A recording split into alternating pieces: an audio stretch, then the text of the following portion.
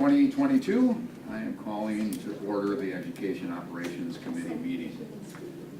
Agenda item 2, I am seeking a motion to approve the minutes of the last ad hoc committee meeting of September 26th, 2022. So moved. Second. Any questions? If not, all in favor? Aye. Opposed? Motion carries. At this time, I would like to recognize anyone that is here to speak, public, if we have any.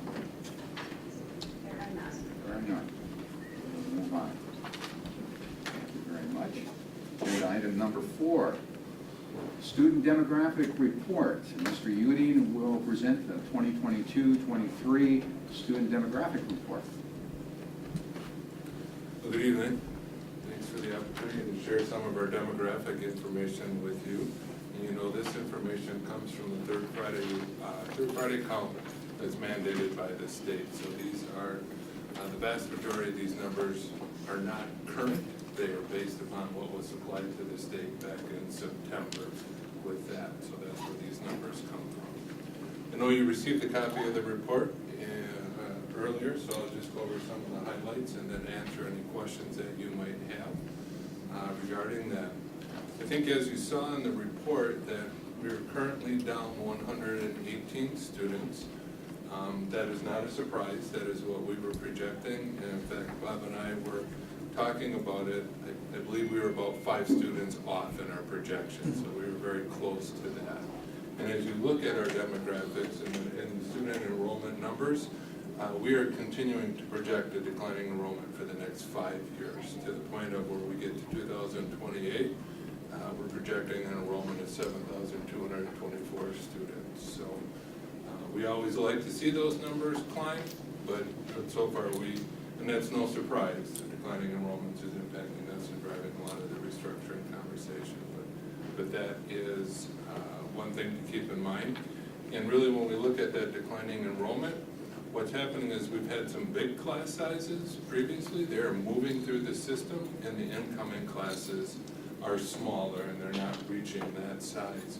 And a good example of that is if you looked at our incoming kindergarten class, well, that's 527 students. We pushed out 682 seniors. So there are big class sizes. There's a few other big class sizes in there. Currently 10th grade is 665 students. So in a couple of years, that's a big size that's going to go through, and we're not projecting an equal number of kindergartners come in. So that's a lot of things that contribute to that. And as you look at this sheet, one thing to notice as I was looking at it, you can look to the right and see the difference in class sizes.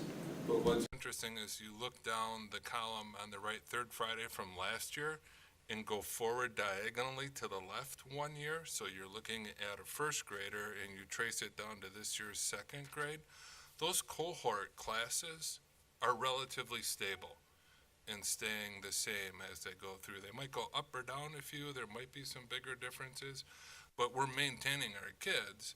It's just that we're not bringing in the kids that we were in that kindergarten classes, and there have been traditionally some big classes that have rolled through the system with that. So that's a lot about the overall enrollment of where we're at with that 118 student decline. I don't know if you have any specific questions to some of that information. I was just going to add on to that. I think it's important that I would call this a hard trend. Declining enrollment, like you're saying, is projected. Yes. It's not necessarily a function of people leaving our district because they're mad at us. It's people aren't having as many children as they used to have, right? As a function of, Yes. you know, the number that you showed where seniors was a larger class versus incoming kindergartners. So that's a hard trend, and nobody's flying to Wausau to be here like Sun Prairie. Sun Prairie's in a very opposite situation, and that declining enrollment is not just something that's happening here in the Wausau School District. It's happening pretty much in every single district, unless Yes. you're a district like Sun Prairie, where the demographics are changing for them in terms of construction and new house building and all that. People are moving to that particular area. So there's some micro elements to it, but this is a hard trend. It's something that we're facing for the foreseeable future. Yeah, I think those are great points, John, and they're illustrated throughout it. If you looked at the analysis of families moving in and out, it would show itself there. Open enrollment, that's later in the packet there, but open enrollment, we had 500, and that's a statewide trend, so the numbers I'm going to share are fairly common across the state. There were 507 families that reside in Wausau and opt to a different district. It could be Merrill, it could be Mosinee, it could be virtual. There's a wide range of districts across the state that they go to, whereas 264 open enrolled into our district, and that's something that we've always talked about. And where are those families going and why are they leaving? And when we talk to them, the vast majority of those people say, well, I work in this community, it's easier for my kids to go in that community. I can get childcare in that community. And there's a whole host of reasons. Some do want different programming, but the vast majority of the people, when we talk to them, tell us there's really nothing you could have done to keep me here. There are other family factors that are driving this decision. So you're right, they aren't fleeing us, but there are trends across the state and other things that impact it, that go along with it. We've got to jump forward. I don't know if you have more questions about any of the information that was contained in there, some specific to the enrollment decline. Can you just mention again, you said you had a projected number of 7,200 something for 2028? What was that? 2028. So we project out 5 years based Right. upon the births that we get each year. So the projections start with the number of births in, Right. in the county.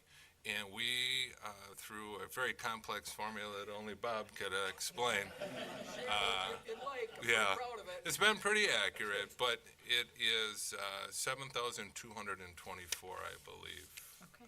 with it.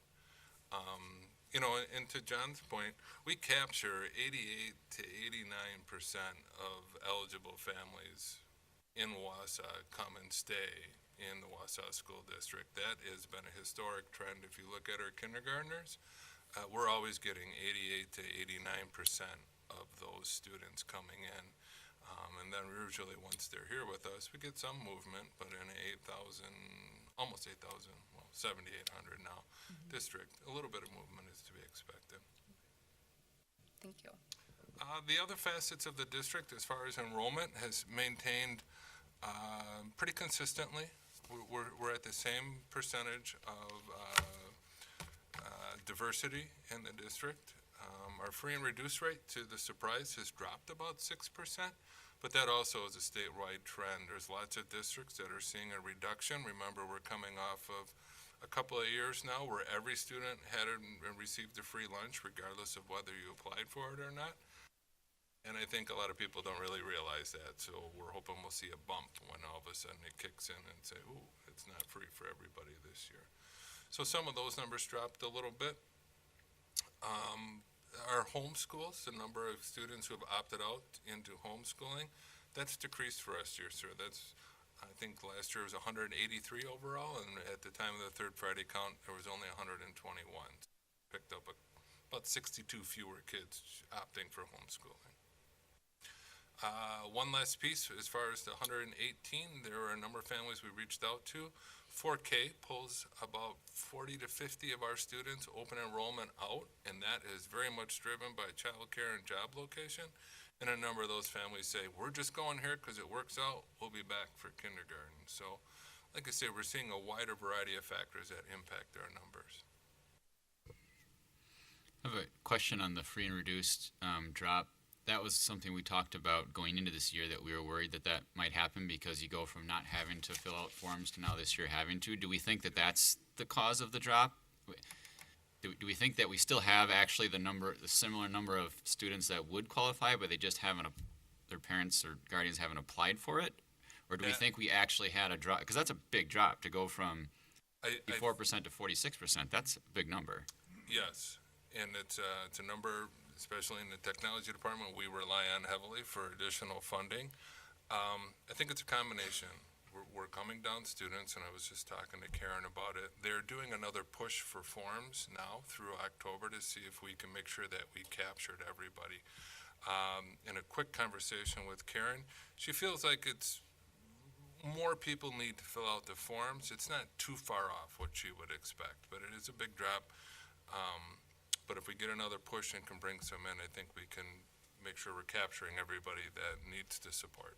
Okay, yeah, I mean, that's important, obviously. If we've got kids that would qualify, we want to get them qualified, and Yes. it also matters for funding issues as well, so. Yes. Okay. So we're making another push, trying to make sure everybody's aware of the change, aware that there's support for them out there if they need it. Do they go to the school website to find that form? That's a good question. I would have to ask. Diana might know the number or the address. Yes. Start there and then go to the food service Okay. part of the website. I think it has to be the front office. Yeah. Everybody will- Front office, a lot of times conferences, especially at open house, there's tables out there. Conferences, a number of schools are making sure the forms are out there and available with it. A couple of our schools made sure that some families, there were some direct mailings done if they Okay. thought that they might need it and benefit from it. And for the students that pay full price for their lunch, do parents put money into an account for that?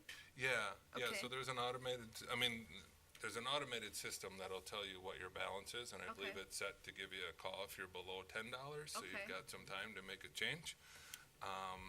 And then parents can pay online, and there's a system there, Okay. or they can pay in the building, however they want. I had a parent reach out Yeah, whose child had ran out of money, but the parent wasn't aware, so I told him I'd ask and yeah. try to find some Yep, information. there out. should be that automated system that kicks out a phone call. Some buildings will Okay. send home notices. But yeah, Okay. Yeah, I would say make sure that they haven't rejected being a part of that Yeah. automated system, because Okay. that's Yeah. how you, speaking as a parent who's gotten that phone call. Yeah. An extra cookie Yeah. purchase or something. Yeah, I mean, at least you do find out, but yeah, you can. well, I've been around long enough where I got it at $2, There and you then I go. got it at $5, and then I got it at $10. Or so- making sure that the information is updated as well, maybe like number change. Could be that. Okay. We have had a number of we have had a number of families who have, what's the phrase, Diana? Not rejected, but kind of unsubscribed to our information. And so that would then obviously prevent them from getting that notice. Is this information they could get through the app? Yes. Okay. Yep.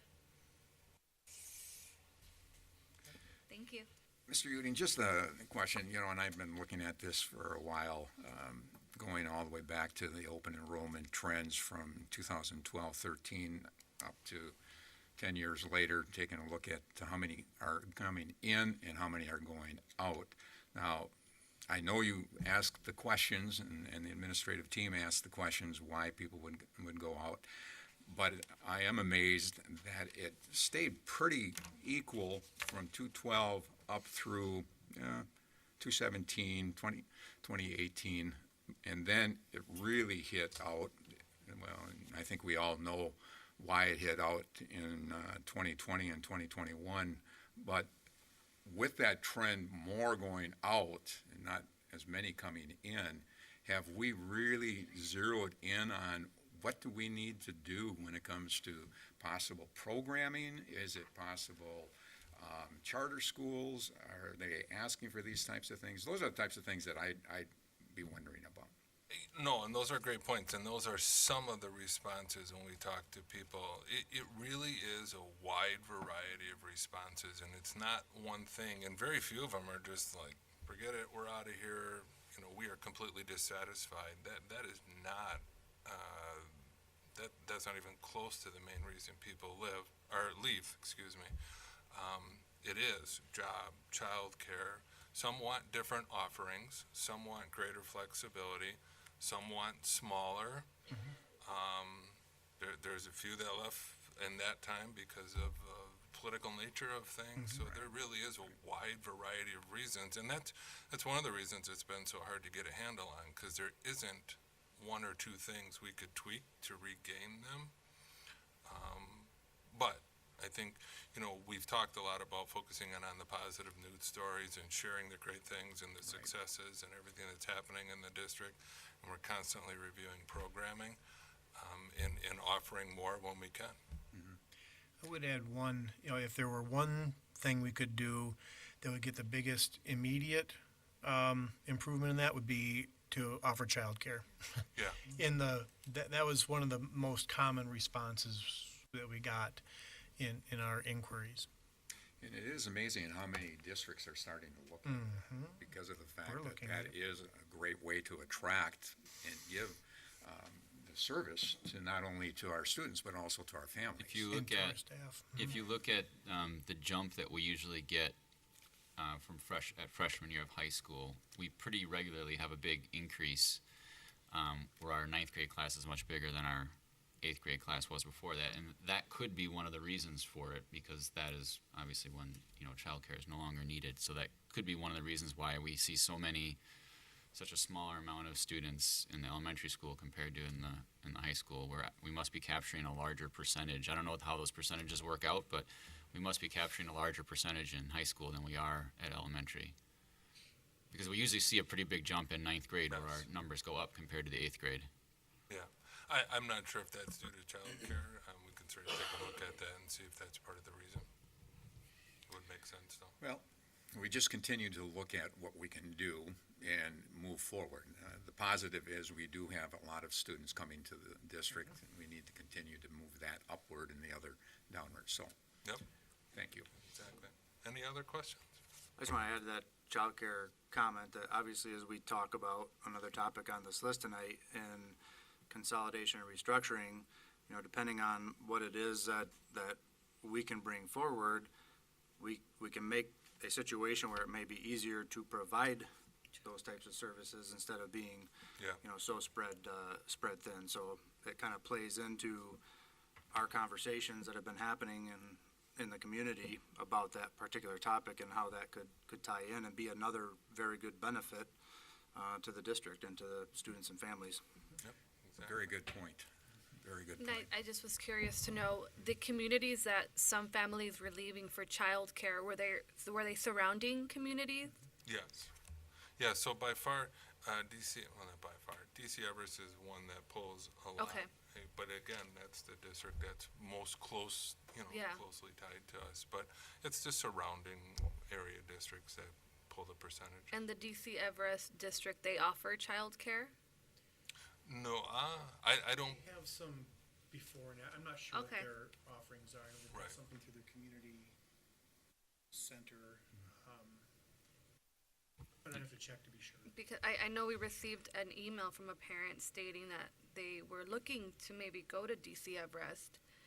They brought up about an elementary, I guess it was about the elementary school, and my thought was, well, we have quite a bit more elementary schools than DC Everest, so they're able to provide those services because they don't have as many as we do, where we're In some kind of cases, yes. having to spread, or, our money into all the different elementary schools.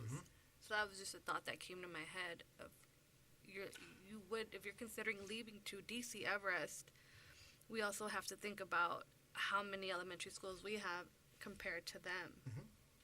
So that was just a thought. Conversation, yeah. so, that's a good point. So when we say childcare, we mean private care, In-home. any of that, Okay. not directly tied to, it's Okay. where you can find a seat for your child is where you're gonna align to. Okay? Thank you. Well, thank Thank you you very much. All right, legal expenses summary. Chief Finance and Business Services Officer Bob Tess is presenting a summary report presenting all the legal counsel expenses incurred during the first quarter of 2022-2023. The report is broken down by law firm and by type of legal advice sought. This is a written report that requires no action. And with that, to you, Mr. Tess. Nothing much to add beyond the written report that you see up on the screen. 22,000. We certainly have had higher first quarter costs throughout the last 10 years. We've had many that are lower. Does not come as a surprise. We did a thorough legal review of the Nexus contract and construction contracts with the referendum, and that's the Boardman Clark expense of $13,000. Probably some other things added in there, but that was a big contributor this time. But that $20,000, $22,000 is not concerning. That's not beyond a quarter of what our budgeted expenses are. Okay, thank you. Agenda item number 6. And we're continuing on. Business Services Officer, Mr. Test, will be joined by Nexus Site Project Manager Nick Anderson to review the design, approval, and bidding process that was agreed to using Statine Elementary as an example. Excellent. So you already introduced him, but Nick Anderson's with There me we here go. today from Nexus. He's the project site project manager. And when we say site, we mean many sites actually, but for each individual site. And we'll spend some time tonight talking about Statine. And what we wanted to do was to go back to May and review the process that we talked about in May and got full board approval in June. Now knowing what we know about at least one of our projects, Statine, which is getting a little bit further along. We actually broke ground last week, I believe, at Statine. Yep. We actually have some pictures in here. So what we're doing with Statine, we're doing simultaneously right now with South Mountain and eventually Riverview and School Forest and some other things. So in your packet, you'll see this is basically a review from May 23rd. May 23rd, you saw this slide. You also saw a Gantt chart right after this slide, and as a board, you said that's a good project timeline and a construction and design timeline for us, so it was approved. Shortly after that, the same evening, we talked about the process we're gonna go through for the bid, issue the project for bids and actually award the bids. So during this presentation on May 23rd and ultimately approved by the board on June 13th, you saw this visual. And we're gonna take this visual, one of these circles at a time, and walk you through exactly what's happening with Statine. So the first circle, 50% design on June 27th. You saw the 50% design plans, and it was a slide deck that was not real long. It was probably 6 or 7 slides long, and we talked about a lot of different things. I want to pause on this slide in particular because this slide is a good representation of the kind of input we had in getting to that 50% design threshold or milestone. We had 6 design meetings. We included design leadership teams. We included the building design committee, the specific to Statine, principal walkthrough. I think this is a good opportunity for me to give props to Sharon Gould from Nexus and all of our site principals. Between what Sharon did and each one of our principals, Kelly Halverson in this case, did in coordinating all the work that needed to be done in getting the end users to contribute to that design during the summer in some cases, in most cases, was phenomenal. And also, the principals get input daily. It's continuous. Over the last 10 years, Kelly's probably been getting input. If we ever have a referendum, here's what I want to be part of it. If we ever had another classroom, here's what I wanted to include. So that design process was very thorough. And then Kelly included on her own building some teachers and some building maintenance and things like that. So we shared this slide with you at 50% design. We also shared a floor plan. This is rather schematic. You don't see a lot of clutter on there. You'd never be able to bid it out based on that floor plan. But this is what was shared with you that night, just to give you an idea of here's the relative placement of all of the classrooms. And again, this was only one of about 6 or 7 slides from that night. And we didn't ask for any kind of approval. We just said, here's where we're at, 50% design. We'll come back to you in a few weeks when we're at 95% design. So now, at 95% design, just looking at these 2 floor plans, you see a little bit more clutter. And this also isn't something that we would put out for bid. We know that when we put it out for bid, there's packs of information, right? This was just what we showed you that night, how it developed a little bit more. We're at 95%. We're ready to go out to bid. We're going to do some cleaning up on some of our designs, get it to 100% bid documents before we send out the bid invite. And this next slide kind of gave us a sense of this is getting real. We probably could have come up with an artist rendering like this way further or earlier in the process, but this brings it home. This makes it look real. This is what the building's actually going to look like, and we're getting to the point where we're ready to bid this thing out. That's where we asked you as a board, do we have approval to send this out to bid? And you said yes, And at this point, we were also comfortable with the normal cadence of ed ops meeting, board meeting, ed ops meeting, board meeting, wouldn't necessarily be able to be followed to a T like we were accustomed to it. If the 95% threshold came at an ops meeting, we were going to use an ops meeting for you to give us that approval. If it happened to coincide with a board meeting, we're going to use the board meeting to get that approval. Because time is of the essence when you're in the middle of the design process, and getting it out to bid sooner versus later would help us.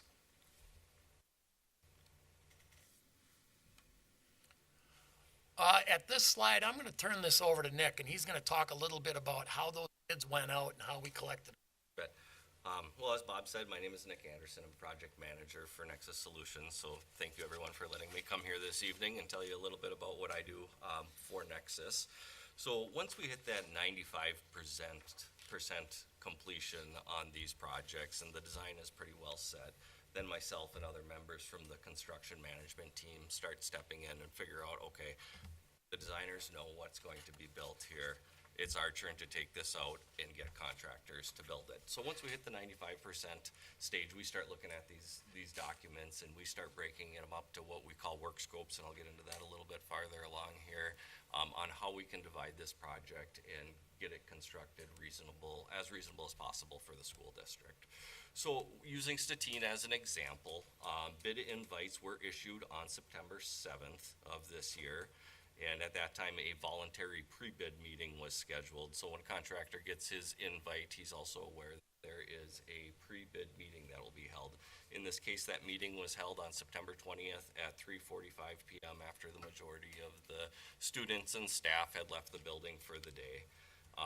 Contractors are invited, as I said, through their bid invite, and then Nexus staff also calls all the contractors after bid invites are sent out to make sure that they understand that they got an email for an invite to bid on a project. It's not a spam email or something like that, and then to remind them when the pre-bid meeting will take place. Approximately 40 different contractors came to this Statine pre-bid meeting. During this pre-bid meeting, Nexus hosts a brief presentation, an overview of the bidding and contracting process, an overview of the construction project itself. Then there's a question and answer session, and then once that's wrapped up, we guide the contractors through the building. Some of the Statine is mainly addition, however, there are some existing MEP, mechanical, electrical, plumbing systems that we need to tie into, so the contractors like to be able to review those pieces of equipment prior to placing a bid. So as I had said earlier, we broke the contract into 12 different work scopes. Each work scope is responsible for submitting their own bid. Getting into the weeds a little bit, they have to print off their bid form, fill it out in its entirety, acknowledge they've received all the documents and that they understand the timeline that's been presented to them, and they can complete the work in that timeline. And then there's also a bid due date and time that's known soon as we send out the bids for the project or the bid request for the project. So each contractor is responsible to make sure that they upload their bid to Procore, which is the construction management software that Nexus uses.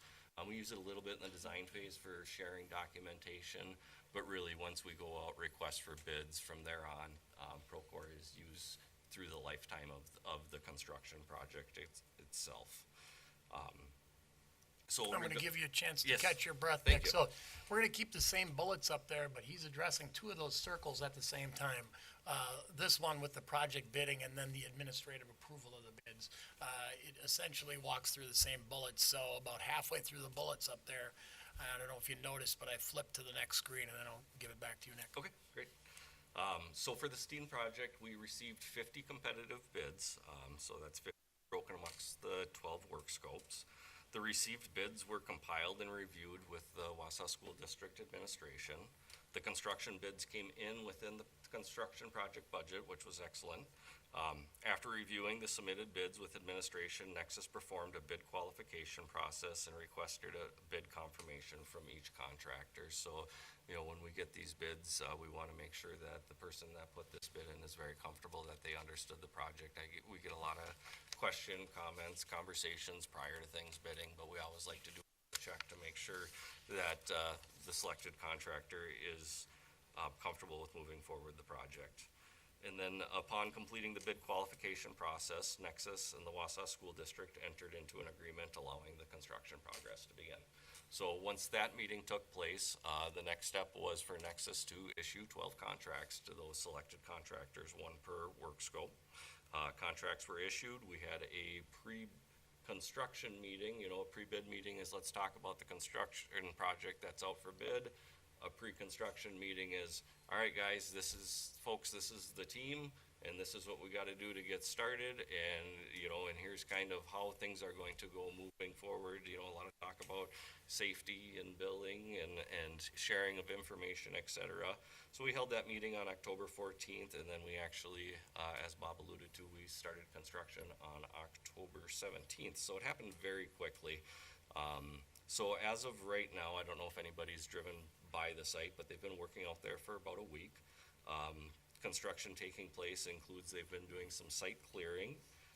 Excavation has begun for the footings and foundations out there. The temporary fence is installed, and then there's also, if anybody has walked into the building, there's temporary enclosures. So where the removal of the existing vestibule took place, we don't have to worry about somebody unintentionally walking into the construction site.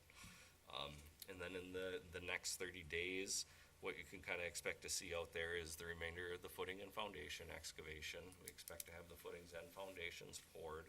And I think you'll even start seeing some of the actual CMU walls coming out of the ground here within the next 30 days. So we're plugging away out there, and that we can talk about. Anything you want to talk about with these pictures? Yeah, I mean, this was probably the first day of construction, maybe the first 2 days.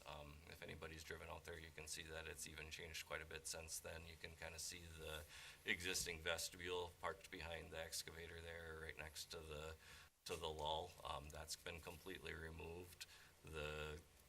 The earth is fairly level in that scenario right now. You've got 4 to 5 foot trenches running all around. You can see exactly where the footprint of the new building is going to be. So to me, this is something that's very exciting, seeing all these plans and all the effort put into it start coming to fruition, and things that people have only seen on paper, now we can start seeing in real life when you drive by there. So regarding South Mountain, did you want to?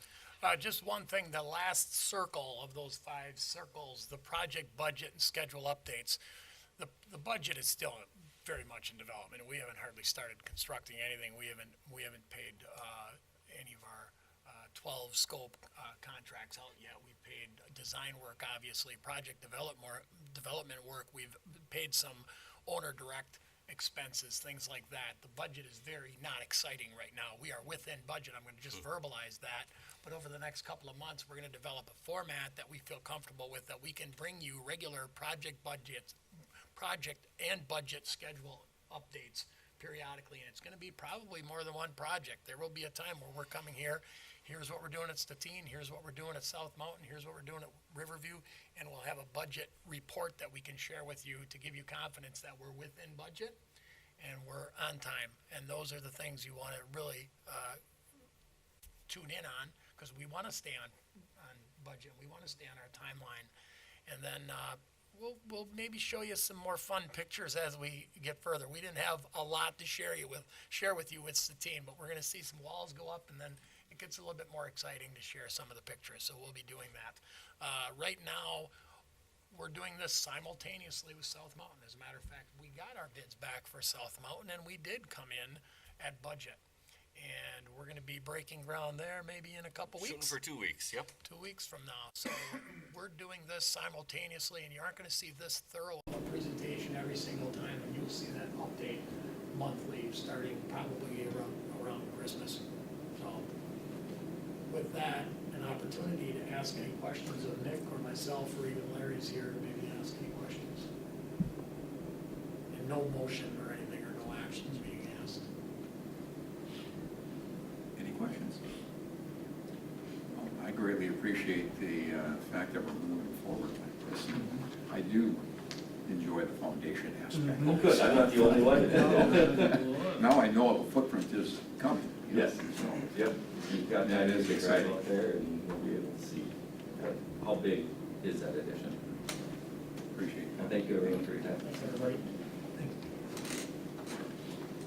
Agenda item number 7, Neola policy updates. Dr. Yeltsin will present proposed changes to the 31-2 policy update from Neola.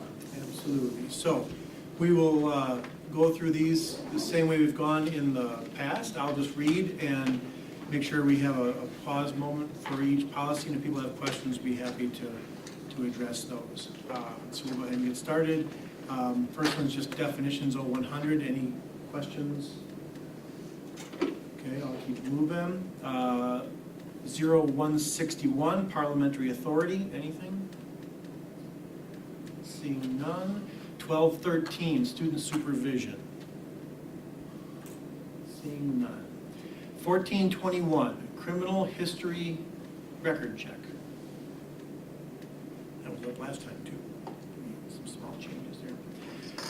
Next is 2460.03, independent education evaluation. I'm going to pause here just for a moment so people who are watching, right, I know this is usually Mr. Trout's job, but I just want to make sure as we go through these, people are aware that we get drafts of policies that come through Neola. They are aligned to state and federal statutes and best practices. We've been able to review these, and so now we're really just kind of taking questions or clarifications or suggestions at this point. This is the first reading. We'll come back and approve these in a couple of weeks, right, just so for everybody who's watching. So we'll continue, 2522, instructional media centers. Okay, moving on, 2700, school performance, state accountability reports. Next is 3120, employment of substitutes. Okay, 3121, criminal history background check again, different employment group. So 3213 is student supervision, same policy, different employment group. Same with 4121 and 4213. Move down to 5113, open enrollment program. So none. 5340, student accidents, illnesses, concussions. I do have a question on Sure. that. I noticed that sudden cardiac arrest was added. Was there any information on why that's been added? That is a recent change, and I don't know if Jennifer might know, or Jeb maybe. I'm looking at high school folks. This is something that has recently come to be of interest. I think there might have been an event that led to this, but I don't know for sure. But this is something, this is just one more level of protection that people are adding. You know, a few years ago it was concussions, so now we're here. I don't know if, do you have some info? Only Neola's words, not mine. I'd love to be this smart, but I'm not. Revision of this policy is recommended to be compliant with state law. The inclusion of information of sudden cardiac arrest is required for any sport beginning in July 31st, 2022. There you So go. that's just acknowledging the law. Thank you for checking. Thank you. The only thing I would add is that WIAA has been very helpful in making sure that our athletic directors are aware, and then they can support our coaches. So although it's new in the policy, it's not new in our practice because the law had changed earlier. Right, good. Thank you. I was just going to say that there have been a couple incidences around the country that have come to the forefront, and I would imagine that's why that has been put in there. So, but I'm sure that our ADs have been, like you said, Dr. Rocher, that they're on top of it. Yeah. Absolutely. Thank you. 6320 is our next, about purchasing. 8146, notification of educational options. 8500, food service. 8740, protection for district funds. 226002, bilingual students, English learners. And 7440, video surveillance. Is that the last one? I would like to go back for a moment to 6320. Isn't that the policy worked on, Bob Yes. and Larry? So several months ago, let me pull this one over here. Several months ago, there was a board request to look at a policy around contracts. You might recall that. And so we did some, so this one is not part of the regular Neola update. This is at board member request. We looked at a number of district policies on purchasing and bids and contracts, and we decided to recommend the one change you see in green. It's under section competitive bids for construction and or remodeling. And we just thought we would just add in a break point where a contract would need board approval. So we chose $200,000. That's a common, it's in the ballpark of other districts. We looked at a number of you know, purchases we've made. It wouldn't be excessive for the board to see those. So we wonder if you have any feedback. And before I take feedback, sorry, we also looked at a number of other interesting kinds of purchases, contract, co-op kinds of purchases, Mr. Uding through E-rate, which are, there are really no bid opportunities. There's no, we get really good deals, but we have to kind of be part of the program, if you will. But I wonder if people have any feedback on this cut point, and really it'd be limited to kind of construction-related things, as opposed to like curriculum purchases, things like that. I think, if I recall our discussion, you know, we sort of turned it to you and said, you tell us kind of where that break point is, because we didn't obviously want to have you bring 20 of them to us every meeting, nor did we want to hamstring you so that you couldn't operate the business during the course of a month. And so I think we basically relied on you to tell us kind of where that break point was. This would be our recommendation based on our current practice and other district, and references to other district policies. I was just going to say, knowing other districts, this is a very reasonable amount. Otherwise, we would be inundated and maybe slowing things up on some of the things like the E-rate cost. So, Right, thank you. All right, that would be it for the policy update. Unless people have questions or suggestions. Could we get a motion to move these forward to the full board? Thank you. yes. I'm seeking a motion to recommend these policies to be moved forward to our regular meeting. So moved. Any questions? All in favor? Aye. Opposed? Motion carries. Thank you. Agenda item 8, Dr. Rauscher will present a recommendation to approve the Alpine Ski Co-op, including Wausau East, Wausau West, and DC Everest, so that Wausau students can continue to participate in this successful club team.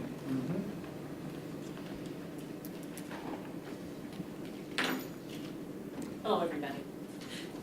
I think the summary that Mr. Boucher gave really sums things up, so I'll just give you a couple highlights of Alpine Ski, maybe to help with that. It was nice for people to know. We've had Alpine Ski, so big downhill racing, since 2004. Over 700 students have been able to participate because we keep this co-op going. Many times they have made state appearances, either as individuals or as a team. They do about 8 events per season, and that usually includes Badger State Games, which is great, because we host that right here in Wausau. Certainly have the right facilities for this type of group. And then we've also had some middle school level clubs develop as a result. For example, we have a ski and snowboard club at John Muir, so it makes sense. Kids get excited then, and then they have another opportunity. So I hope we will keep the co-op going. If you have other questions, I'm happy to answer them.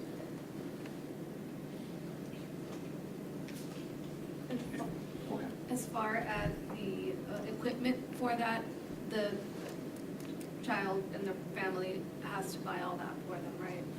Yes, typically they would supply their own equipment. Thank you. If there are no other questions, I'm seeking a motion to recommend to the full board the approval of the Alpine Ski Co-op, including Wausau East, Wausau West, and DC Everest for the 2022 and 2024 season. Second. Any questions? If not, all in favor? Aye. Opposed? Motion carried. Bless you. Agenda item 9, restructuring update. Dr. Hills will share the first community outreach video and will discuss a plan of action for the upcoming community outreach meetings. Absolutely. And I hope this is a conversation, as many people in this room have been involved in this conversation, and we will debut the first video that will be going to parents tomorrow, but we want to get a little feedback from the board tonight. So just some background to start, and again, I hope we have some context. I hope a number of people are watching at home, because as we all know, this is a critically important conversation for our district and our community. Could you go to the next one, Cassie? So we always start with the why, and you know, the why, when you boil it down, really is about improving service to students and families and improving work conditions for staff. We've looked at that list below there, and we know that people's experiences vary based on where they live and where they work. And we think it's really important that everybody have equal opportunities to thrive. So that's really our why. Next. I wanted to go just a little bit deeper into that.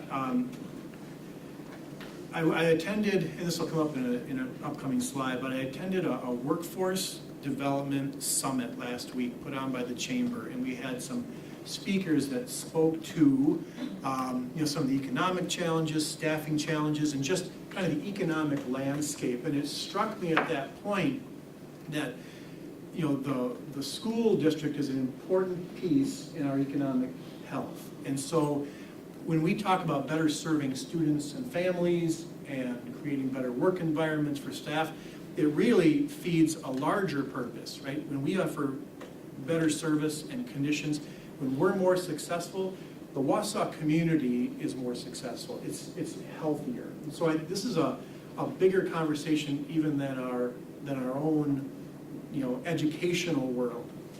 So if you go to the next slide, there's a number of ways, as we talk about restructuring, there's a number of lenses we can look at it through. And I thought, just for a little change, let's look at it from a community development perspective. So I mentioned I attended this summit.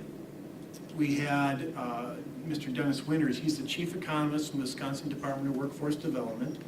Bob would have loved it. It was all graphs and data and spreadsheets. So I liked it, but I didn't love it.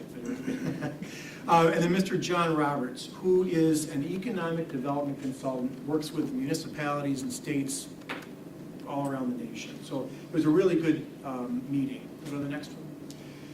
So what they reported, if you boil it down, and this is not a surprise, but the economic development is challenging now, and they're saying it's not going to get better anytime soon. Flat workforce trends, which is unusual. Typically, as populations grow, you get more available workers. That's not the case right now. It's a flat workforce trend. Again, not really looking at an improvement in the near future. And there's two different trends there. There's that macro trend, which is what happens in the region, the state, and the nation, and what happens with economic policy. That's really beyond us. But then there's the micro piece. As an employer, we have to hire staff to teach children and take care of our buildings, and so we need strategies to fill our own workforce needs. Next. They spoke about 4 strategies that can help with a flat workforce. First is immigration. So if we can recruit people to come into our nation, that would be one way to address a flat workforce. Offshoring, again, sending work out of our nation.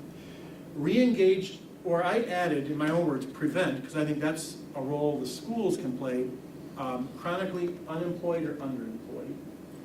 And lastly, increase productivity. That's really the only 4 ways to address a staffing or a workforce shortage.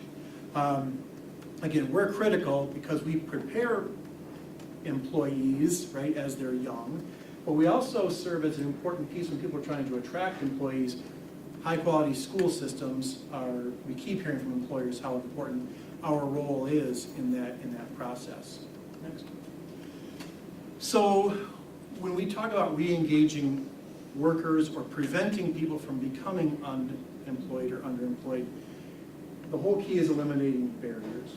Housing barriers, we can't do much about that. Transportation, we do have an interesting program through WATIA, which is a partner of ours, Wheels to Work. You may or may not have heard of it, but it's students fix cars, and then they are donated to people so they can get to work. That's through the Wisconsin Automotive and Truck Education Association, WATIA. So we do have a little bit of hand in that. Childcare, we heard earlier tonight, it kind of piqued my interest again, that in terms of open enrollment out, one of the main drivers there was lack of childcare within our district. And then developing skills. That's certainly in our wheelhouse. Next. So we are part of the economic solution. We talk about developing skills. We also, that, as you know, that we have placed a heavier emphasis on preparing students for life after high school. Part of it is that academic and career planning, helping children create a vision for their lives that's motivating, right, that they can plan for. We can help them accomplish that vision.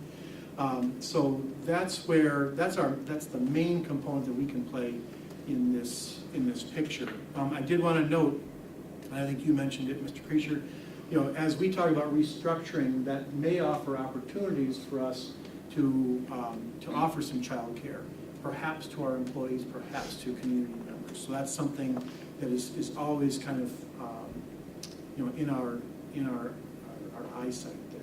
Is that the last one on that one? Yeah. So in summary, from an economic development standpoint, we have a critical role to play, and the more effective we are as a district, the more effective we can be and contribute to the health of the community. So just questions, thoughts on that before I go on with the process? Did any of those speakers talk about, you know, obviously this again is a hard trend, labor participation rate.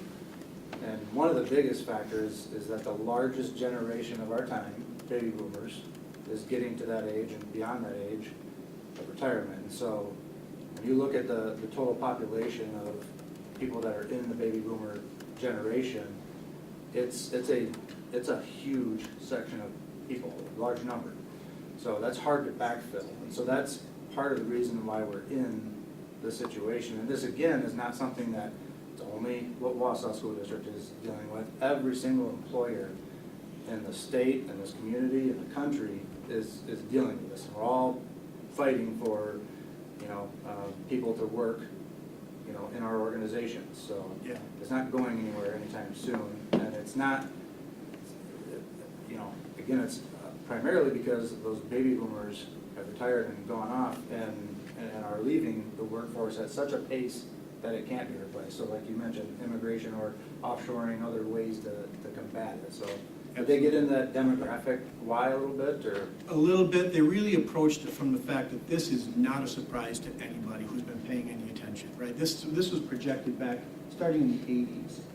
And so they really said exactly what you just said. There is no cavalry coming. We have fewer people, so we have to find ways to deal with that. Just on a slightly related note, I don't think Mr. Winter's here, but we attended NTC just opened their new work Industry 4.0. I think you or someone from your organization was there. Anyway, robotics, right? We talked about increasing, leveraging productivity. Right? Technology is one way to do that. Robotics, AI, remote working.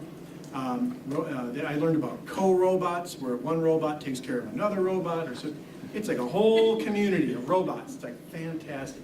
Ironic and interesting too, shortly, because we are now on Canvas, which is the same system that NTC uses. Our students in our high schools or middle schools will actually be able to program the robots on the campus at NTC once we get networked. So that'll be You might want to clarify that you're not looking to replace teachers with robots too. Thank you for bringing that up. A robot cannot replace a teacher. Well said. Thank you. Yeah. Yeah, there are some, they talked in this, again, in this summary, they talked about a number of industries that are difficult, if not impossible, to leverage technology to improve. Education would be one. Healthcare would be one, although they're doing some, some robotics and things too. Some remote work, things like that. But there are some, career paths that are just not conducive to technology, leveraging technology. But thank you. I'll keep going, Cassie. We'll return to this discussion, right? The restructuring. So next.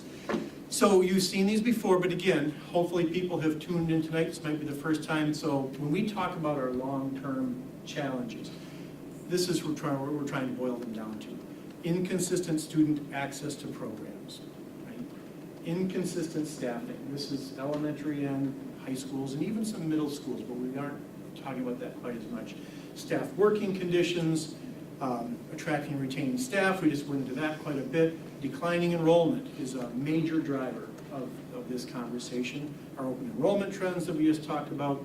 And and long-term financial challenges. And I say that to people, they're like, what? You just passed 2 referenda, right? A $4 million recurring and $120 million facility, but that $4 million that the community allowed us to invest, that went to pupil services staff, the vast majority, right? That's spent. The $120 million is just on facilities. And I won't make too big a deal about this because people sometimes get offended when I talk about our legislature. But the legislature, handed us 2 years of 0 increases in school funding when we have a very challenging labor market and incredibly high inflation. So we are in a very difficult financial situation, and Mr. Tess will be happy to fill you in on that as we move forward through the continuing budget cycle. But so there are challenges there. Oh, please. There's a number of districts that are running operational referendums now, and I think that is a major concern as we're looking down towards the future. Yes, thank you. Yes, absolutely. And we do have good working relationships with our regional legislators. Maybe that's another conversation for another day, but that's a very, the next biennial budget's going to be critical for public schools. This was I added this slide because people were surprised that we were talking about this again, or we're talking about it at all, and so I just wanted to kind of talk about this process. And for those of you who've been on the board or in the district for a long time, you can certainly please add to this.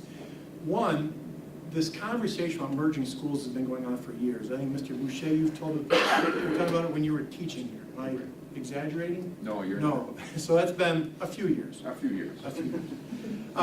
In 2016, the board tried to address this by redrawing boundaries. And so they did it.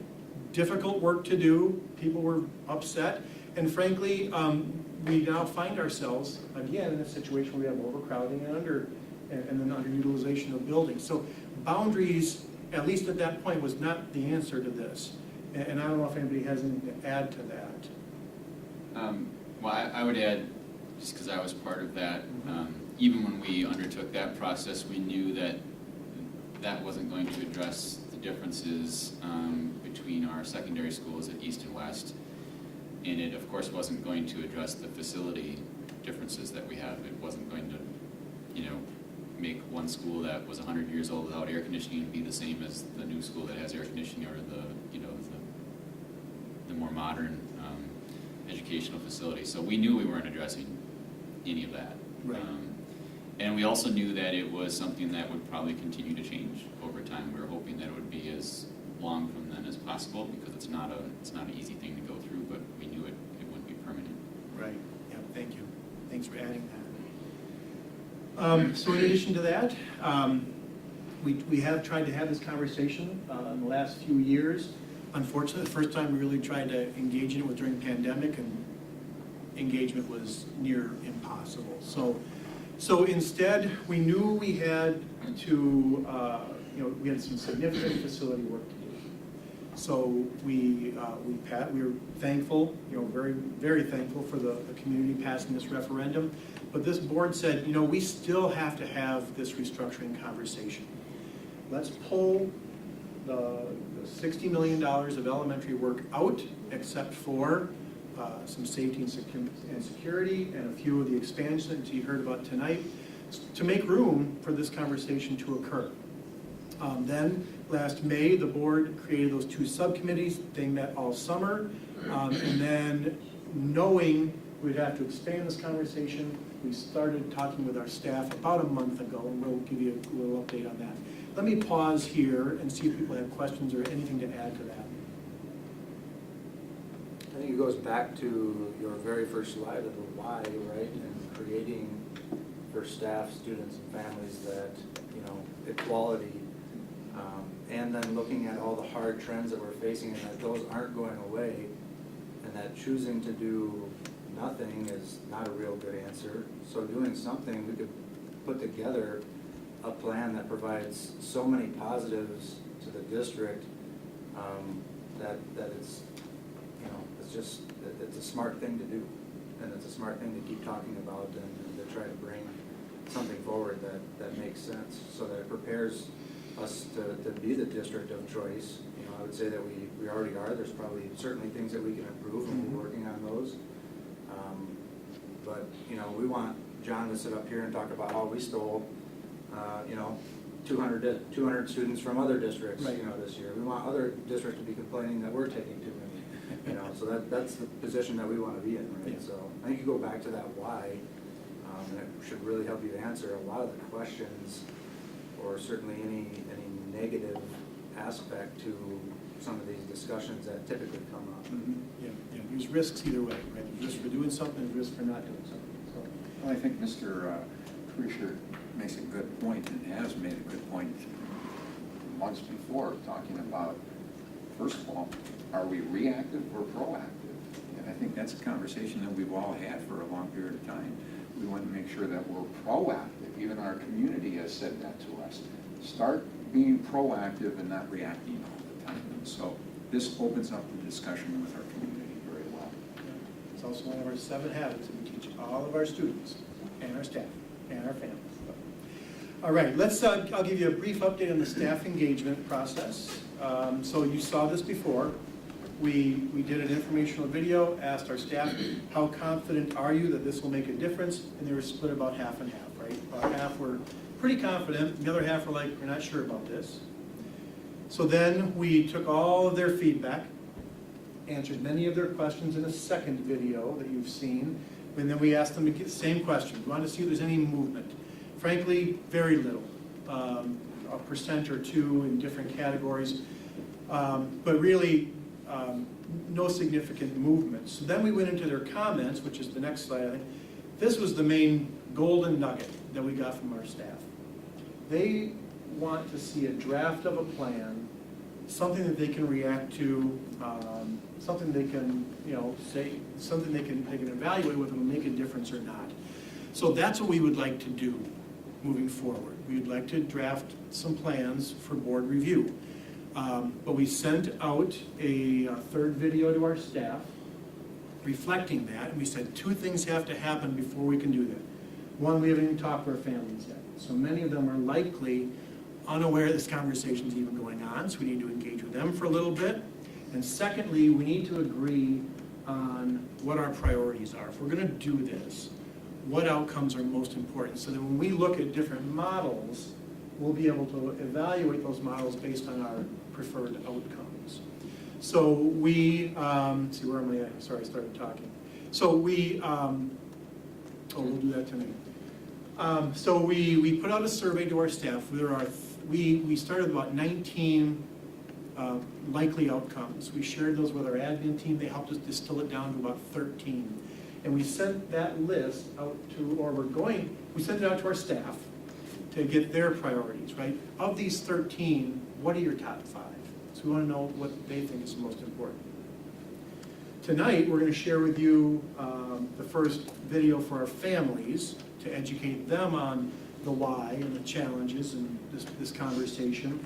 And we're going to ask them that same question. They won't have enough background to say that they're confident or not. They won't have enough background to say whether we should do this or not, but they can certainly tell us what's important to them. So we will ask them that question. So we'll have a view from our staff and from our families about priorities. We'll bring that back to the board in our next meeting and have a conversation. What does the board feel are our top priorities in terms of outcomes? So we talked about a community engagement, family engagement plan. So we're going to share the video with you here shortly. We'll release it tomorrow. I talked about the feedback we'll get. And we've already scheduled, and we'll start to advertise more broadly, 2 in-person sessions. This is essentially going to be a mini referendum, right? An educational campaign. So we wanted to start with these 2 meetings and see what kind of response we get. They'll be in-person and virtual, to allow for some face-to-face conversation, right? This is a really important opportunity to talk about our future. Lots of community partners are willing to help us engage in this conversation, so we will certainly take them up on that. Let's see, do I want to go another slide? Yeah, let's maybe wrap this up, and then we'll show you the video. It's 11 minutes, just so you kind of know. But next slide is, let everybody know, no restructuring decisions can be made without school board approval. If we don't decide to go that route, programming and staffing decisions are more administrative. Staff and families will certainly be informed. They'll be consulted, right, along the way, but this is really a board decision. Next one. So we talked about that list of prioritized outcomes. We'll develop some draft plans. Talked about the decision. If the board were to approve a restructuring plan, at that point, we're going to have to engage dozens or hundreds of people over several months to talk about all the teams listed here, right? Curriculum, co-curricular programs, schedules, staffing, finances. I took a note from a few folks saying, you got to talk about the culture and the history and all those traditions. We have to have somebody who's going to keep an eye on that if we decide to go this route. So a lot of really important work. And I think that's the last one. Oh, timeline. Again, people have been saying, is this going to happen next fall? No. The earliest the board can make a decision would be this winter. Then we would have to engage in this plan. The earliest anything could happen would be 2024. And that would be a pretty quick timeline. But it's probable. It's doable, I should say. I think the next one's questions, right? Yeah. So questions or yeah. Yeah, I think the feedback from the community, much like you heard from staff, will pick up if and when we actually start talking about plans. Mm-hmm. Just informally, discussions I've had with community members, I hear kind of the same thing that staff responded with, which is, well, what kind of plan are you? So I've heard you talk about secondary schools. Are you talking about putting all 4 grades in one high school, or like a 9, 10, and 11, 12? Or are you talking about like a junior, senior high, like a lot of districts have? And I say, yep.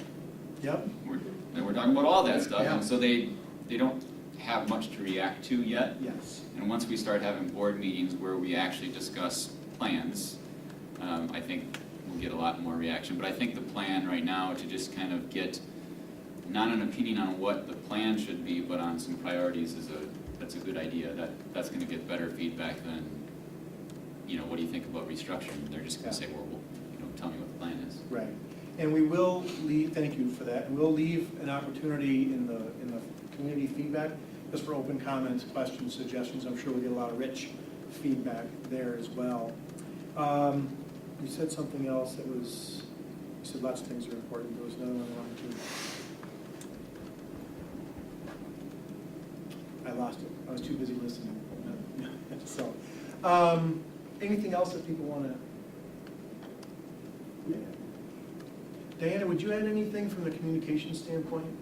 I wouldn't. I would just encourage people, and I'm building a webpage right now. There will be lots of information available over the coming weeks, opportunities for input, both in person and online. We will advertise all of those. Thank you. And you reminded me what I wanted to say when you talked about, when you start, sharing plans. Hopefully in the next 2 weeks, I think our next board meeting is on November 14th, so we got a little bit of time. Hopefully we can get a couple of educational videos out to families, continue to get some feedback from them. And we'll have an open meeting shortly thereafter. What I would like to do, Diana has taken all that subcommittee work and she's creating a website, summaries of each meeting, the presentations, including the models that the two groups began to examine. And I think honoring their work by using that as a starting point and identifying some schools and what the plan, that will generate some interest, right? We've talked about until you make it, something more concrete, people have a hard time engaging. So I'm anticipating mid-November, we literally start talking about schools and some models and some analysis. Shall we take a look? Quick heads up, Mr. Creasher's in this, Mr. Trollop's in this, Mr. Boucher's in this, and if anybody wants to continue, Diana continues to record video interviews. And we're taking little snippets that fit the purpose of these videos, so this is you're all welcome. We've got some staff in here, we've got more community members coming up. Like I say, people are excited to be a part of this conversation, so. Ready? Whenever you're, yeah, I'm sorry, I'll stop talking. Oh, no, if the sound comes on quickly, I don't want to start anyone. Hello, Wausau School District families. My name's Diana White, and I'm the Communications Coordinator for the Wausau School District. There are so many amazing things happening in our buildings. Students who are eager to learn and grow, and amazing staff who are right there beside them, helping them prepare for college, career, and life. And even though there are so many great things happening, the reality is we're facing a number of challenges. Challenges that need to be addressed sooner rather than later. So over the course of the next couple of months, we're going to begin a conversation with you about the challenges we face, the possible solutions, and throughout that process, there will be plenty of opportunities for you to give your feedback, both online and in person. So now let's begin by taking a look at those challenges. Here's Superintendent Dr. Keith Hiltz and Wausau School Board President Jim Boucher. Hello, Wausau School District families. I'm Jim Boucher. I'm the board president for the Wausau School District. As you know, the Wausau School District has earned a tremendous reputation for strong student achievement and offering programs that prepare students for their future. Absolutely. But as Diana mentioned earlier, our school district is also facing several challenges. Long-term challenges that we know are not going away anytime soon. Hello everyone, I'm Keith Hiltz, I'm the superintendent of the Wausau School District. So one of the challenges that we're referring to, the overarching concern is that the quality of a student or family's experience depends heavily on the school that the student attends, and the quality of our staff experience depends on the school in which they work. And we strongly believe that everyone should have equal opportunities for the best experience possible. We're also seeing inconsistent student success, inconsistent staffing across the schools, inconsistent staff working conditions across the schools, declining enrollment, challenges with attracting and retaining quality staff, unfavorable open enrollment trends, and continued long-term financial challenges. One of the solutions that we're looking at is to restructure the Wausau School District, looking at whether or not closing and merging schools might help us improve the experiences for our students and our families and our staff, as well as make us more efficient. So why now? As Board Vice President Lance Trollop will explain to you, this conversation about restructuring has been going on for a long time, but the right time to explore it is now. In our most recent successful referendum, one of the things that we did before we went to referendum is we pulled out almost all of the elementary work. Some elementary work was left in, such as some safety improvements and a couple additions where there were some capacity issues. But most of the elementary work was pulled out, and the reason it was pulled out is because we as a board felt like we need to have this discussion and make this decision on whether or not there's going to be consolidation before we're asking the public to invest millions of dollars into buildings that potentially should be or could be part of that consolidation discussion.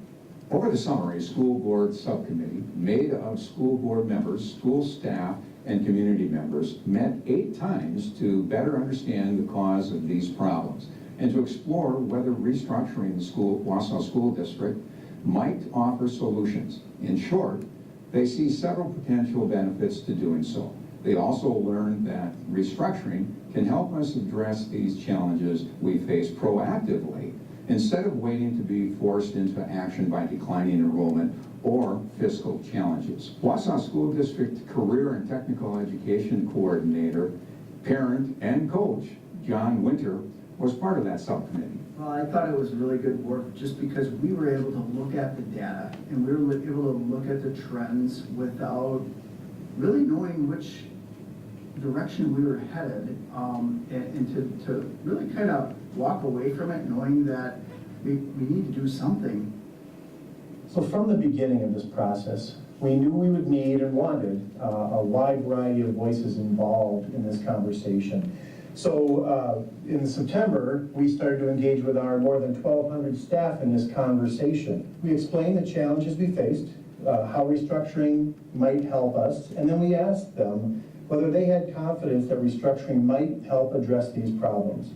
While it wasn't unanimous support, about half of our staff felt some confidence that this could be a solution. The other half were less confident. Many of our staff now are saying, we need to see a draft of a plan in order to continue this conversation. So now we want to have a conversation with you, the families of our district, to find out what you feel and believe as we move forward. In this video and subsequent ones, you are going to hear from school board members, staff, parents, and community members to get their perspectives. Then at the end of this video, we will be asking for your feedback to help us create a long-term vision for the Wausau School District. But first, let's explain more about the details, the challenges facing our district. Here's Diana White, once again, our coordinator in communications of marketing. Let's start with declining enrollment.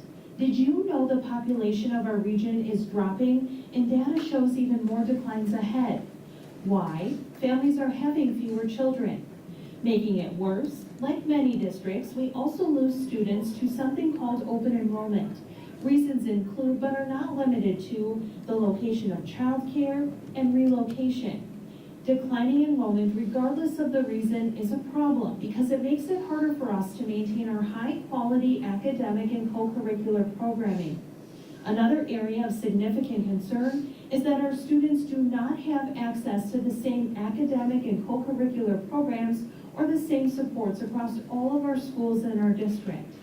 Something that's causing a lot of frustration for many families, students, and staff. When I think of programs like engineering, and I think about automotive and robotics, some of our advanced accounting classes, and how our students are able to access those programs become a challenge with the way we're currently structured. It's very frustrating, you know, to know that there are students in parts of our district that can't access, you know, equal opportunity curriculum and co-curricular activities and arts and, you know, all of those things that we want our children to access. It's frustrating. I'm sure it's frustrating for those within our community that want that access. So now is the time to really be proactive and work toward that plan that brings that equal opportunity for these students and families and for the community. There are also differences in work experiences and in the supports our Wausau School District staff have access to. It's a challenge being between multiple buildings.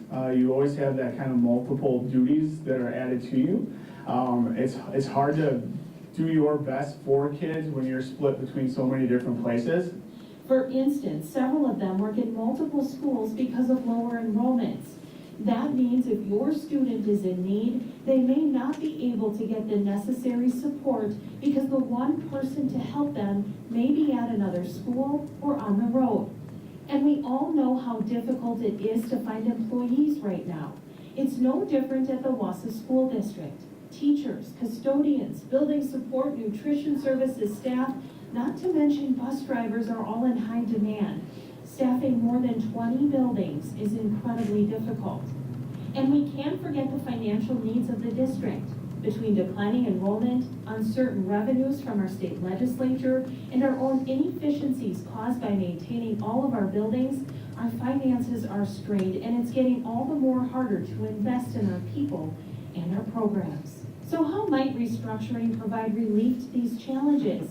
Consolidating elementary schools can help make sure our staff only have to work in a single building, which ensures your students have access to all of the supports they need when they need them.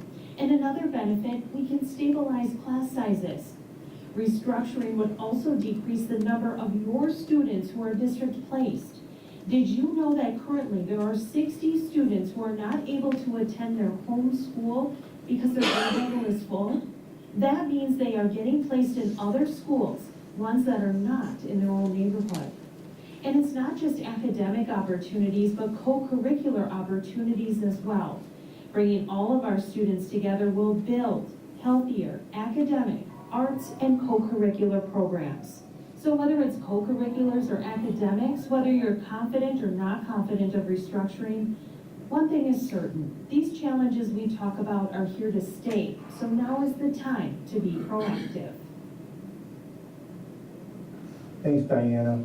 We know this is a really difficult conversation, but frankly, the barriers that we're facing are starting to impact the ability of our students and our families to thrive and be successful. Please continue to get informed about the challenges we are facing now and into the future, and give us feedback as we continue to go on, because we're going to need that feedback, and that will help us make the right decision for our community. So with that, we're asking you to please complete this brief survey. It outlines several of the major benefits that we would expect from a restructuring process. You can help us by identifying the top outcomes you'd like to see through this process and sharing with us any thoughts or questions or concerns that you have. We will read through each and every one of your comments. Then watch for a video update in the next couple of weeks, and we'll continue to react to your feedback and answer any questions you might have. And thank you for watching this video and the videos in the future, so that we can get your feedback again, so that we are helped along this way. Thanks, everybody. Take care. Thanks, Diana, for putting all that together. Reactions, thoughts, suggestions? I have one observation. When you went for the thing about feedback, all of a sudden we have a technological way to do it. There's not everybody that's going to respond to that, and if we're not going to provide some options for people to do other ways, communicate in other ways, we're going to lose a significant amount of feedback. Yeah, thank you. Do you want to speak to that, Diane? Would you mind speaking? How this will be, released and what access people will have?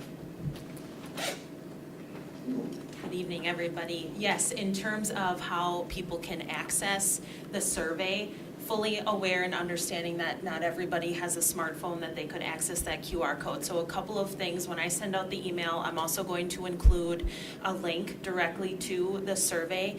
In addition, also realizing some folks do not have access to technology, we will make paper copies of that survey available that I am happy to mail to individuals. We would just ask that they reach out here to the Longfellow Administration Center, call the phone number, we will get that ready and in the mail to them, and then we can get that survey back and input that data. So any way that we can get survey, even if it's just over the phone as well, we'd be happy to take that information. We'll also make it available on the website. So in case somebody did unsubscribe accidentally, they would still have a way to participate in that survey as well. My concern was how stark that seemed to be at the point you started asking for feedback. Mm-hmm. It didn't give those options, and I think that might be very important. Mm-hmm. Thank you. Yeah, we could also include that as well. Mm-hmm. I've said that obviously one of the hardest things will be to obviously educate the public about what it is we are talking about, the why, the need, and the how. So obviously we're in that process. Are we looking at like engaging with any of the local news stations to have maybe even broader discussion?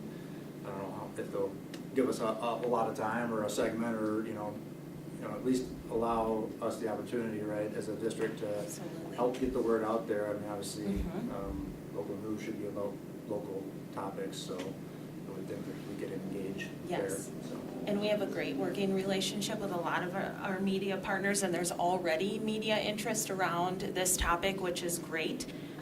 I continue to reach out to them, like when we hold our in-person meetings as well, give them plenty of heads up, and typically what they'll do, they'll even put a news story up saying that this conversation is happening, and then they'll include links, and then they tend to cover those meetings as well and have a wrap-up piece at the end. But absolutely, we'll continue to engage the media in that conversation. So I think like what you referenced earlier, you know, when we had some open opportunities and listening sessions and, you know, we certainly didn't get the you would expect a nearly full stadium or a nearly full auditorium, and we got quite a, you know, a lot less participation than I think was expected. So hopefully the idea here is that let's sit and have this conversation, because it is a very important one for our district and for our students and families and staff. Yeah, absolutely. If I could add one more thing, Facebook ads too serve quite well in reaching people even beyond our area. So we'll fully take advantage of those as well, which will certainly help, and we would hope help the number of people that turn out, or at least look at the webpage, provide feedback along the way, and even call. And again, you know, we spoke a little bit to some of our community partners. They're certainly willing to carry this message for us too, you know, within their circles as well, so.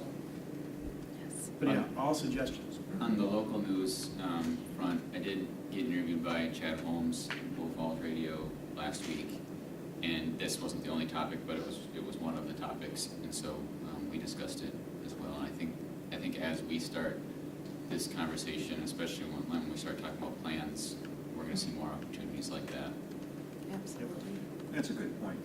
Chad has reached out to me as well, and we'll be talking with him this week. And I think he wants to continue to talk with board members pertaining to this so that the community can understand where the board is on this. Right now, we're gathering information and getting a lot of input. I mean, that's going to be very important that people give us that input. Will the survey be available in different languages? Yes. We'll utilize Qualtrics, which translates into a number of languages. I don't have the exact, but it would cover all of our demographics within the Wausau School District, which is fantastic. Great job. Thank you. Yeah, thank you for all the work you've done on this. And the work to come. Yeah. And I'd also just like to take the opportunity to thank the board members who were gracious and willing to be interviewed, along with our staff and community partners. We do greatly appreciate that. Yeah, I think people are really going to appreciate, you know, multiple perspectives in these videos. Thank you. All right, thank you. We're ready to move on, unless you have some more that you want to give us, Dr. Hills. Always, but I can wait until our next meeting. There you go. Okay. Agenda item number 10, Wausau East graduation date. Ms. White will present a proposed change to the calendar for the Wausau East graduation. Yes, so much like we requested with Wausau West about a year ago, we'd like to ask the board to give Wausau East an opportunity to pilot a weekend graduation day. When we did this with Wausau West, we didn't quite know what to expect when we moved it to a Sunday, but all in all, the feedback was very positive, and I know Wausau West Principal Jeb Steckbauer is here. Correct me if I'm wrong, but in terms of feedback, people really liked having an opportunity to invite family from out of town, maybe get together after graduation, which you don't necessarily have with a weeknight graduation. So what we're just asking is if we could pilot Wausau East, we would move their graduation to, I believe, Sunday the 21st. And again, West held theirs on a Sunday, I believe it was the 22nd. So in addition to piloting, also to make you fully aware, we have been having conversations about, you know, as we look into the future, maybe holding Wausau East and Wausau West graduation on a weekend, which would also solve some of the scheduling conflicts that we yet again run into this year, just because there's something going on almost every night with the exception of Wednesday, and we have 4 schools in need of graduations the same week. So this would kind of alleviate some of those scheduling opportunities. Because what we don't want to have happen is a student to have to decide, do I want to attend graduation or do I want to participate in baseball sectionals or whatever may be going on. So with that, I could answer any questions if you have any. So this is actually based on the positive that Wausau West had last year, and now we're thinking about this as being a yearly thing, that one of the high schools at this point in time would be on a Wednesday and one would be on a Sunday. Or we've to even- avoid the WIA Right. tournaments. And we've even talked about, you know, maybe Wausau West and Wausau East hold their graduation on a weekend day, on the same day. So then not having one during the week as well, but just things that we're exploring as we look to the future. Yeah, we were surprised, there are actually a few WIA events on Wednesdays even. They tended to be earlier in the day, but they are certainly there. Was this a request from East to try this? It isn't something we're saying, East, we want you to try this. Was this a request from East? We've collectively had the conversation. I've been in meetings with both the East and West principal and the secondary director.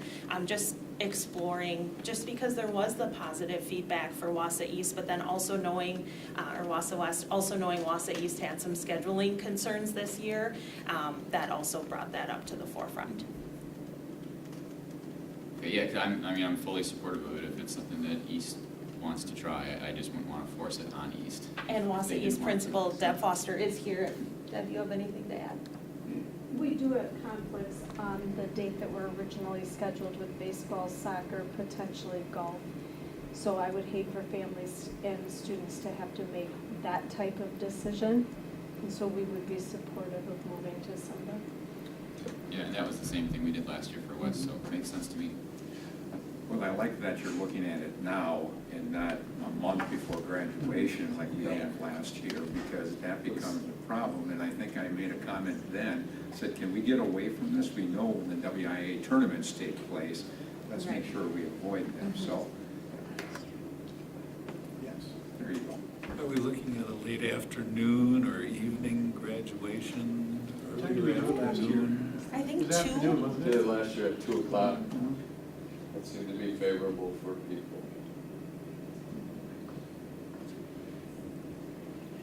I would say we'd stick to about that time. Yeah.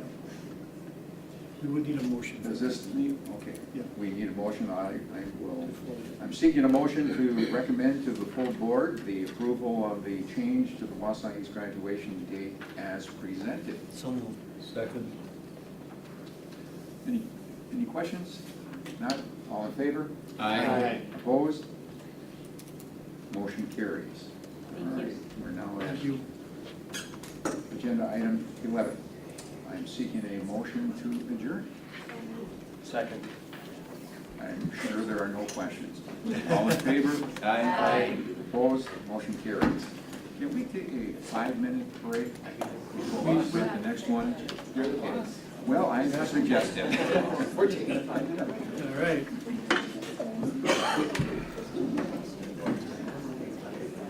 That's pretty done. Budget levy? I was here before.